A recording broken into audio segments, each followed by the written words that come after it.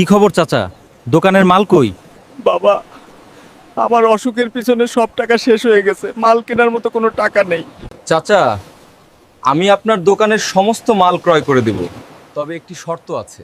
কি শর্ত বাবা? ভিডিওটি যারা যারা দেখতেছে সকলে যদি ফলো বা সাবস্ক্রাইব করে কমেন্ট করে জানায়, তাহলে আমি আপনার দোকানটায় মালামাল উঠিয়ে দেব।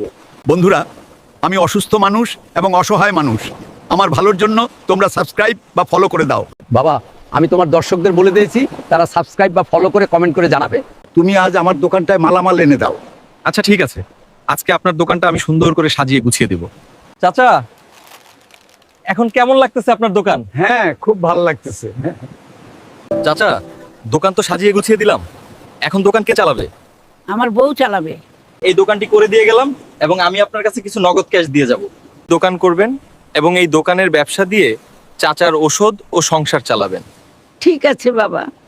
বন্ধুরা, আমি যেন আরো এরকম অসহায়দের পাশে দাঁড়াতে পারি, তার জন্য দরকার একটি ফলো এবং একটি সাবস্ক্রাইব, যেটা তুমি করতে পারবে।